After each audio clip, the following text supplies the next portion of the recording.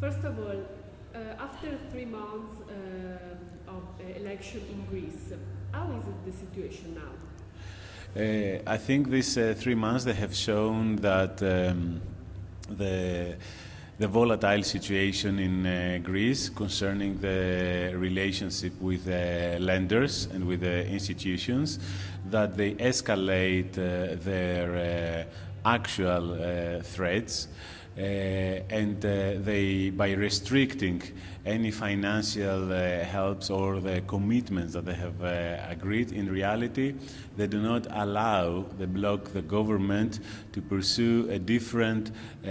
policy, anti-austerity policy within Greece, despite the fact that the Syriza government has made many compromises and has given up many of the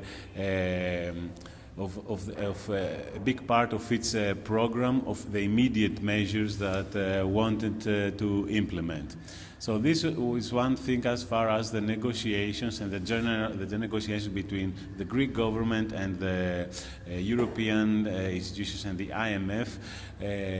concerned, and how this actually frames the social and political struggles in Greece. At the same time, still a vast majority of the Greek population support the government and the government as far as the government negotiates. Okay. And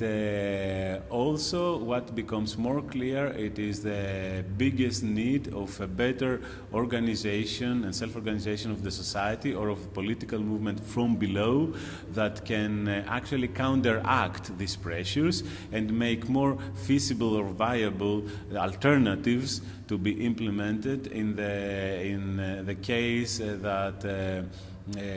either in the case that you have a Grexit, or in order to support the government and make it, not support the government mainly, but to make able a different example anti-austerity governance of Greece taking place. And how about the role of the movement, the social movement here now in Greece? Yeah,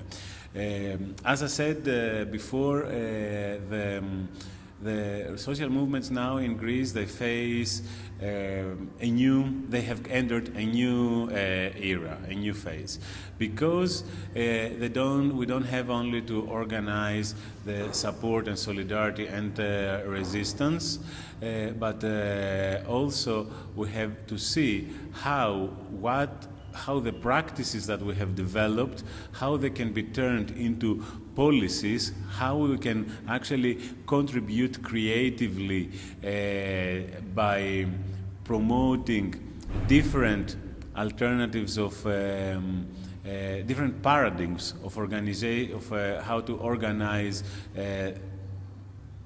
so the meeting, of social needs by the society with a friendly government that also hasn't got money and hasn't got,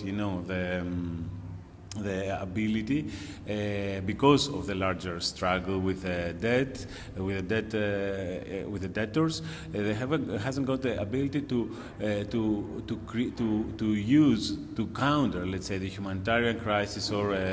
whatever through the state apparatus. Okay, so in that sense, building practices,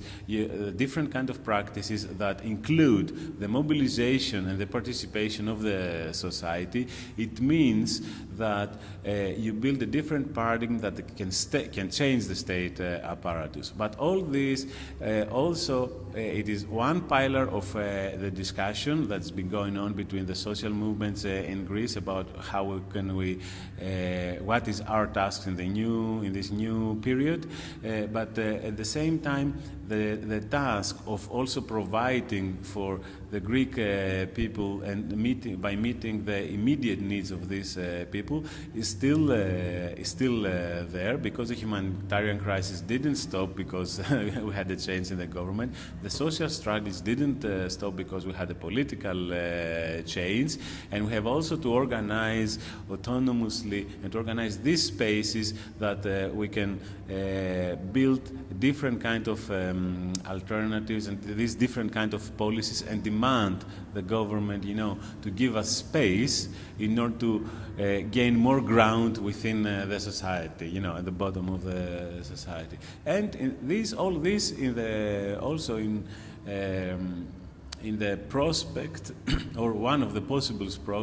prospects and scenarios of a real kind of feud with the institutions that they may lead to a Grexit, which means that you have to a society must be ready to mobilize in order to support itself. During the debate, you said that as social movements, you have a connection with other European movements. What about the struggle and what about the future with the connection with these new movements? Yeah, I think one of the positive results of the last years it is that after a low point of cross-national mobilization, after the end, let's say, of the social forums or the anti-globalization and anti-war movement, now we experience the emergency after 2011 mainly of a new kind of movements that they in many respects they influence the agenda of the international radical social movements. And also the political developments in Greece and all this, not only this is the spearhead, but at the same time this illustrates the political conflicts in the periphery of Europe, especially in those countries that are affected by the debt. You have the development of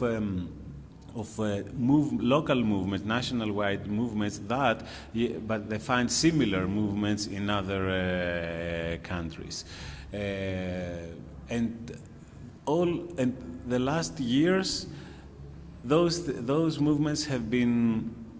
more active than before. An international network had started to emerge that brings people from different experience together, and that they try to organize, to change Europe and define the idea of Europe as a common space of its own people from below. I'm positive that the meetings like, and events and interventions like Bloccupied last week or an international debt civic audit regarding the Greek debt, but it's not only about the Greek debt, or different meetings and international meetings between various parts of the movement, from the trade unions, the most institutional movement, parts of the movement, to the most radical ones, that they want now to, they kind of converge around this conflict between Greece and the institutions. I'm positive that all this, they will put us, a step forward in organizing better, in a more solid way, these international networks, because we have to find a way to work within the dialectics of gaining ground on a national level and building a different example in Greece. So make Tina redundant, okay, which is to show that there is an alternative. So this, it should be happen, within, unavoidably on a national level. So to take this space that is called Greece outside this territory that called Greece outside the austerity and the restructuring programs. But in order to do that, the Greek people cannot do it by their own, or the Greek government, if we don't have a very vibrant and alive and mass kind of movement around the same issues throughout Europe, that they will allow the Greek the hope not to die in Greece by increasing the fissures and the conflicts within their own country on a European-wide level too. So. despite the lows and the heights, I think that the potential is still there to change, to keep hope alive and extend also the sources of hope in Europe. Not only Greece, but go to Spain or elsewhere.